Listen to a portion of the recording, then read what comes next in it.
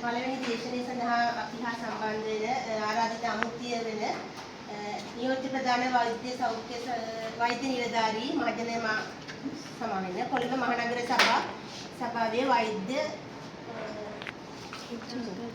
චින්තා ජයන්ති මහත්මිය සහෝදරිය මම මේ අවස්ථාව සඳහා ගෞරවයෙන් ආදරයෙන් සහෝදරාත්මකව පිළිගනු ලබනවා.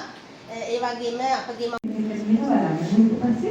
පළවෙනි දරුවා හඳුනන්න තමන්ගෙන මොනවත්ම කෙරෙන්නේ ඊට පස්සේ දරුවාගේ කාර්යය සහ කෞලික කාර්යය ගැන හිතන්න. ඒකින්ද රජයේ ඉන්න කෞලික කාර්යයෙන් සෞඛ්‍ය අමාත්‍යාංශයේ අවුරුදු 35 සහ අවුරුදු 45 කියන වයස්කාලේ එන මේ අවුරුද්දේ 1981 සහ 99 තුන කාන්තාවක්. සියලු දෙනාම අරගෙන හැමදාම කරන්නේ නැහැ.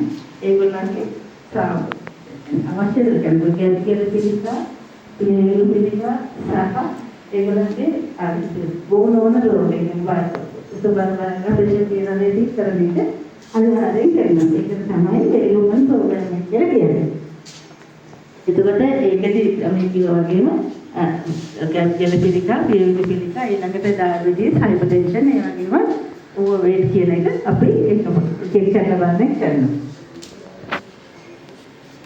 එතකොට මොනවද වෙනවද? non-communicable disease. Non-communicable disease කියලා කියන්නේ එක්කෙනෙකු දැන් ඔයගොල්ලෝ communicable disease එකක් නැත්නම් බෝ වෙන රෝගයක් තුොත් තව එක්කෙනෙක්ගෙන් තව කෙනෙකුට බෝ වෙන්න පුළුවන්. ඒ කියන්නේ ඉන්ෆෙක්ෂන් එකක් ගැන අපි කියන්නේ විස බීජයක් කියන්නේ නිකන් වෛරල් ඉන්ෆෙක්ෂන් එකක් එහෙම එකක් වුණොත් එක්කෙනෙකුගෙන් තව කෙනෙකුට ඒ රෝගය බෝ වෙනවා.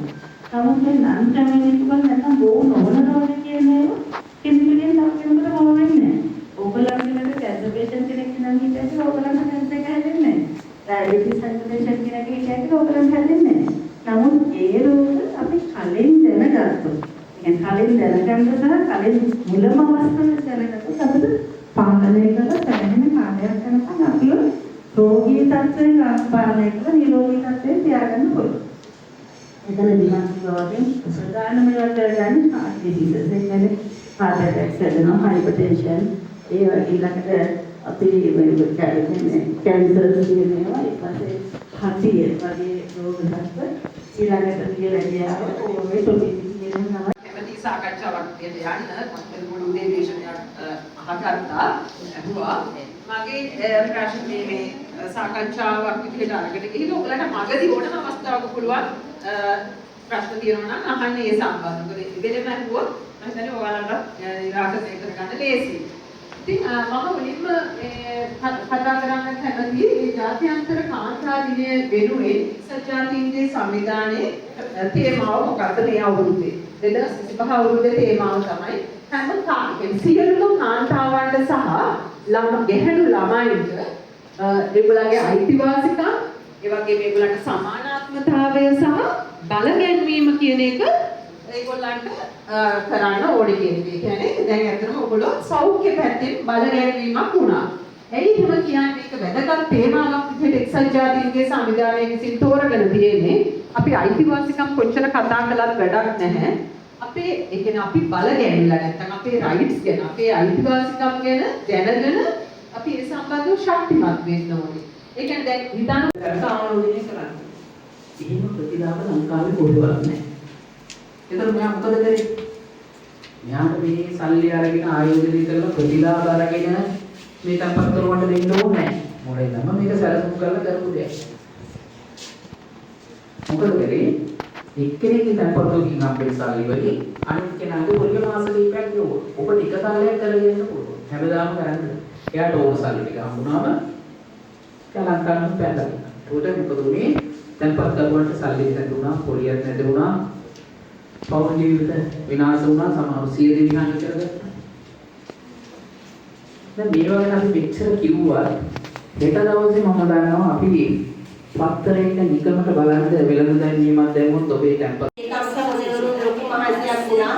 මේ මහන්සිය තමයි අතිවිශේෂ සම්බන්ධ කරගත්තේ. ඊටතරම මේ ශාකාවේ සභාවට සහෝදරයන් අපිට එකතු වෙලා වැඩ කටයුතු වලට උදව් කළා. ඒ සම්බන්ධයෙන් ශාකාවේ කම්වරුන් ඇතුළු සියලුම දෙනාට මාගේ ස්තුතිය පුද කර සිටිනවා. ඒත් එක්කම ඔබලා අද මේ රාජකාරී නිවාඩුවක් ලබාගෙන මෙතනට පැමිණ සිටින්නේ. රාජකාරී නිවාඩුව සම්බන්ධයෙන් අපිට මේ අවස්ථාව ලබා දීමට කටයුතු කරන තැපැල්පතිතුමා ඇතුළු පරිපාලන කාර්ය මණ්ඩලයට මාගේ ස්තුතිය පුද කර සිටිනවා. ඒත් එක්කම අද උදේ අපිට සවුන්ඩ් සම්බන්ධයෙන් පොඩි ගැටලුවක් ආවා. නමුත් ඒක निराකරණය කරගනිමින් අපි අත්අත්පත් කරගත්තා. මේම අපිට මේ සියලුම ශබ්ද විකාශන යන්ත්‍රය ලබා දීලා තියෙන්නේ සහකාර අධිකාරී මූලස්ථාන සෑතුළු මේකන සංශේ කාර්ය මණ්ඩලයට එතන විශේෂයෙන් මතක් කරන්න ඕනේ ප්‍රොජෙක්ට් එක අපිට ලබා දුන්නේ මුද්‍රණ කාර්යාංශය මගින් එතන අධ්‍යක්ෂතුමා ඇතුළු කාර්ය මණ්ඩලයට මේකන සංශේ අධිකාරීතුමා ඇතුළු සියලුම කාර්ය මණ්ඩලයටත් මාගේ ස්තුතිය පිළිගන්න සිටිනවා. ඒත් එක්කම මෙම අවස්ථාවට අපිට අපේ UPD ඔෆිස් එකේ නිලධාරී මණ්ඩලය දෙහිමින් කැපකිරීම කළා උදව් උපකාර කළා.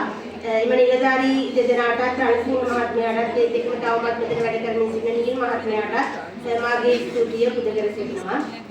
ඒත් එක්කම අද උදේ අපි මේ වැඩසටහන මෙහෙයවන්න සංවිධානය වෙලා තිබුණේ අපිට කාලබහුල තත්ත්වය නිසා යම්කිසි ගැටලුවක් ඇති වෙයි කියලා ඉදිරිතුන නිසා අසරසි සහෝදරියට අපි ඒ වෙලාවේ ආරාධනයක් කළා පුළුවන් නම් මෙහෙයවීම කළා දෙන්න කියලා එම සහෝදරිය ඉතාමත් සුහදව ඒක බාර අරගෙන උදෑසන මෙහෙයවීම කළා දුන්නේ සම්බන්ධයෙන් මේ සහෝදරියටත් මාගේ ස්තුතිය පිළිගන්නවා. ඒත් එක්කම මෙම කාර්යාලයේ පිටුපස්සේ ඉන්නේ අපේ මව් සංගමයේ ගරු ප්‍රධාන ලේකම් සොයලා බණ්ඩාරගාරික සහෝදරයා සභාපති සහෝදරයා නියෝජ්‍ය ප්‍රධාන ලේකම් සහෝදරයා ඇතුළු සමස්ත මව් සංගමයේ සහෝදර සහෝදරියන්ට මාගේ ස්තුතිය පුද කර සිටිනවා. ඒත් එක්කම විශේෂ ස්තුතිය කියන්නේ මගේ ඔයාලට. ඔයාලා අද මෙතනට ආව නිසා තමයි මේ උත්සවයේ මේ තරම් අලංකාරව අපිට කරගන්න පුළුවන් වුණේ. ඒ අනුව ඒ නිසා මගේ මේ අවංක ආදර ස්තුතිය ඔය සියලු දෙනා වෙනුවෙන් පුද කර සිටිනවා. ඒත් එක්කම මේ වැඩසටහන මේ වගේ ලස්සනට කරගන්න මට මා පිටිපස්සේ හිටිය කාන්තා කමිටුවේ සියලුම සහෝදරියන්ට සහ බාරකාර සහෝදරයන් දෙදෙනාට මම මාගේ අවංක ආදර ස්තුතිය පුද කර සිටිනවා.